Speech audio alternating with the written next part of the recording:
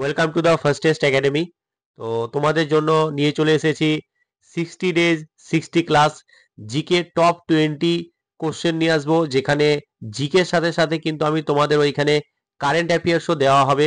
তো এর আগের বছর 2023-এ যে ফর্মটা ফিল আপ হয়েছিল, যেটা 24-এ পরীক্ষা হয়েছিল, তার রেজাল্ট কিছুদিনের মধ্যেই আশা করি হয়ে যাবে। সেইখানে কিন্তু এসএসসি জিডির ক্ষেত্রে আমরা লাস্ট কয়েকটা দিনে কিন্তু আমি জিকে ক্লাস দিয়েছিলাম।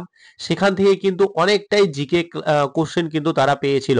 তো আমি ঠিক এই লাস্ট কয়েকটা দিন তোমাদেরকে 20টা করে কোশ্চেন দেবো, যেখানে কারেন্ট অ্যাফেয়ার্সেরও মিক্স থাকবে। তোমরা যদি এই ক্লাসগুলো প্রতিদিন করতে পারো ভালোভাবে, তাহলে অবশ্যই অবশ্যই আশা করি তোমরা কিন্তু জিকেতে 14টা 15টা 16টা করেও কিন্তু কোশ্চেন কিন্তু পেয়ে যেতে পারো। তো ক্লাসটা কি করবে, প্রত্যেকটা জায়গা ভালোভাবে দেখবে, শেষ পর্যন্ত দেখবে, এবং ভালো লাগলে একটু লাইক এবং একটা ছোট্ট কমেন্ট, এবং যদি নতুন মেম্বার হয়ে থাকো তাহলে অবশ্যই চ্যানেলটাকে সাবস্ক্রাইব করে নিবে। অবশ্যই আমার রিকোয়েস্ট থাকবে, যদি ভালো লেগে থাকে চ্যানেলটাকে অবশ্যই তোমরা ক্লাসগুলোকে একটুখানি বন্ধুদের মধ্যে কিন্তু শেয়ার করে দিবে। ক্লাসগুলো কোশ্চেনগুলো দেখবে, দুর্দান্ত কোশ্চেন, সমস্ত কটা কোশ্চেন কিন্তু খুব গুরুত্বপূর্ণ কোশ্চেন। তো চলো তাহলে আজকে ক্লাসটা আমরা শুরু করি। প্রথম দিন আজকে, প্রথম দিনটা কেমন হলো সেটাও কিন্তু তোমরা কমেন্টে জানাবে, এবং এই রকম ক্লাস কিন্তু টানা 60 ডেজ তোমরা কিন্তু পাবে। তো অবশ্যই অবশ্যই কিন্তু প্রত্যেক দিন সকাল 8টার সময় তোমরা রেডি থাকো। তো আজকের যে প্রথম কোশ্চেন, সেই কোশ্চেনটা কি বলছে, বলছে ভারতের প্রাক্তন রাষ্ট্রপতি প্রণব মুখার্জি ভারতরত্ন পুরস্কার লাভ করেছিলেন কত সালে? দারুণ একটা ইম্পর্টেন্ট প্রশ্ন। এই ধরনের প্রশ্ন দেখো, আমি একটা ধরন নিচ্ছি, সেই ধরনের প্রশ্ন থেকেও তোমরা কিন্তু যারা পড়াশোনা করছো এতদিন ধরে, করেছো এতদিন ধরে, তারা কিন্তু কোশ্চেনগুলো দেখে, প্যাটার্ন দেখে তুমি কিন্তু ওই পোর্শনগুলোকে ভালোভাবে পড়তে পারো। বোঝা গেছে? তাহলে কিন্তু ভালো একটা মার্কস পাবে। চলো তাহলে এটার অ্যান্সার কি হয়ে যাবে? এটার অ্যান্সার আমাদের বি হয়ে যাবে। 2019 সালে কিন্তু ভারতরত্ন পুরস্কার পান। চলো পরবর্তী কোশ্চেন, 2 নম্বর প্রশ্ন কি বলছে, চোল রাজ্য প্রতিষ্ঠা করেন কে, বা চোল সাম্রাজ্য কে প্রতিষ্ঠা করেছিলেন? এটা কি হয়ে যাবে অ্যান্সার? আমি কিছু সময় দেব তোমাদের প্রত্যেকটা কোশ্চেনের ভেতরে, তোমরা কমেন্ট করো কিন্তু অ্যান্সার গুলো জানাবে, ঠিক আছে? চলো এটা কি হয়ে যাবে, এটার অ্যান্সার হয়ে যাবে বিজয়ালয়। এটা হয়ে যাবে A answer, Vijayalaya A answer. চলো পরবর্তী কোশ্চেন, বলছে ভারতীয় সংবিধান অনুসারে প্রশাসনিক ব্যবস্থার প্রধান হলেন, প্রশাসনিক ব্যবস্থার প্রধান কে? তো অবশ্যই অবশ্যই কিন্তু তোমরা কমেন্ট করো, দেখার সাথে সাথে তোমরা কমেন্টও করো। এটা কি হয়ে যাবে, এটা হয়ে যাবে প্রশাসনিক যে ব্যবস্থা আছে তার প্রধান হয়ে যাবেন আমাদের রাষ্ট্রপতি। চলো পরবর্তী কোশ্চেনে যাই। ভারত ভারতীয় জাতীয় কংগ্রেসের অধিবেশনে প্রথমবার বন্দে মাতরম গান গাওয়া হয়েছিল কবে? গান গাওয়া হয়েছিল প্রথমবার, সেটা হয়েছিল কবে? 1896 সাল, কলকাতা অধিবেশনে, 1896 সাল। পরবর্তী কোশ্চেন চলো, বলছে national commission for backward class, national commission for backward class কবে প্রতিষ্ঠিত হয়? এটা কি অ্যান্সার হয়ে যাবে? এটা অ্যান্সার হয়ে যাবে আমাদের ডি, যেটা হচ্ছে 1993 সাল। পরবর্তী কোশ্চেনে যাই, ভারতের পঞ্চবার্ষিকী পরিকল্পনা শুরু ও কার্যকরী হয়, পঞ্চবার্ষিকী পরিকল্পনা। চল একটুখানি গন্ডগোল আছে এটা, ঠিক আছে। পঞ্চবার্ষিকী পরিকল্পনা কবে শুরু হয়েছিল? এটা হয়ে যাবে 1951 সাল। চলো পরবর্তী কোশ্চেনে যাই, বলছে ঋগ্বেদের যুগে আর্যরা ভারতের কোথায় বাস করতেন? প্রত্যেকটা কোশ্চেনই খুবই গুরুত্বপূর্ণ কোশ্চেন, ঠিক আছে? এটা কি হয়ে যাবে অ্যান্সার?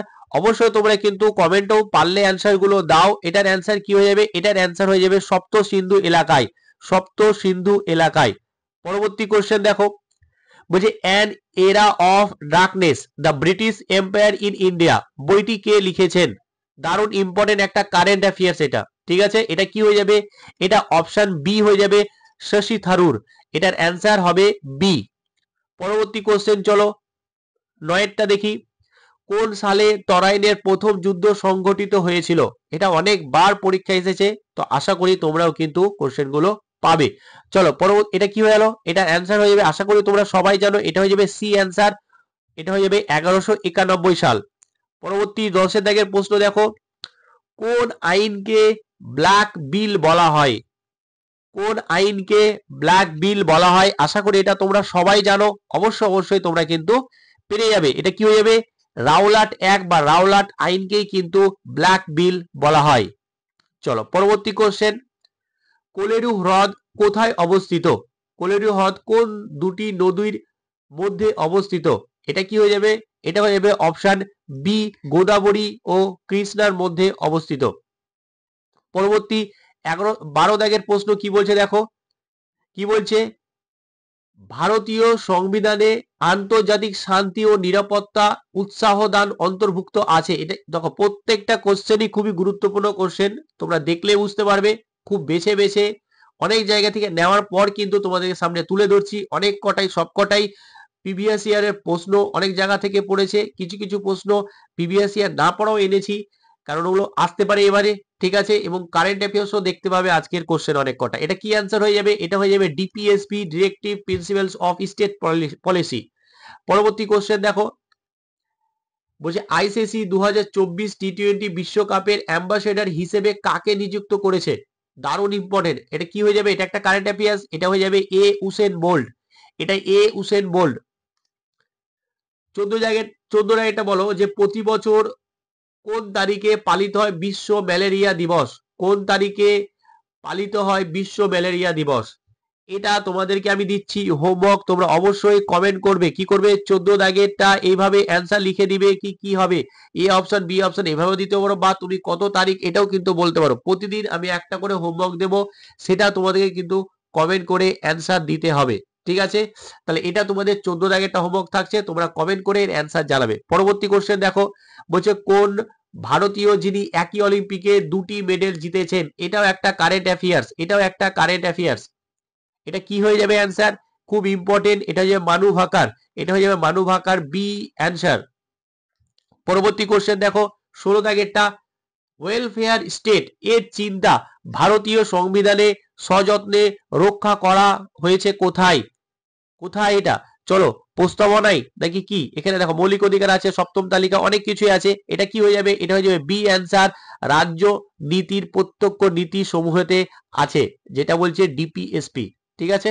চলো পরবর্তী কোশ্চেন, সঠিক তারিখ এবং বছর চিহ্নিত করুন যখন থেকে ভারতীয় সংবিধান আরোপিত এবং কার্যকর হয়েছিল। কবে কার্যকর হয়?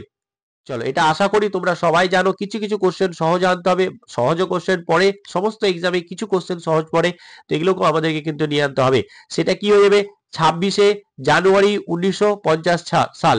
26শে জানুয়ারি 1950 সাল। চলো পরবর্তী 18 দাগের প্রশ্ন কি বলছে দেখো, কোন নাগরিকের কথা বলে, কোন নাগরিকের কথা বলা ও মত প্রকাশের স্বাধীনতা ভারতীয় সংবিধানের কোন আর্টিকেলে নিশ্চিত করা হয়েছে? এটা করা হয়েছে কোথায়? এটা ডি অপশন, 19 নম্বর আর্টিকেলে কিন্তু এটা বলা আছে। পরবর্তী কোশ্চেন দেখো, 19 কি বলছে? বলছে লাবণী নৃত্য কোন রাজ্যের অন্তর্গত? লাবণী নৃত্য কোন রাজ্যের অন্তর্গত? আশা করি এটা জানো। এই ধরনের প্রশ্ন কিন্তু এসএসসি খুব করে। চলো এরপর এটা কি হয়ে গেল? মহারাষ্ট্র। পরবর্তী কোশ্চেন, আজকে লাস্ট কোশ্চেন, যেটা হচ্ছে যে কি আমাদের একটা সায়েন্সের প্রশ্ন। বললাম না সব ধরনের প্রশ্ন নিয়ে আসবো। সূর্য থেকে আলো আসতে, আমাদের কাছে আসতে বা পৌঁছাতে কত সময় লাগে?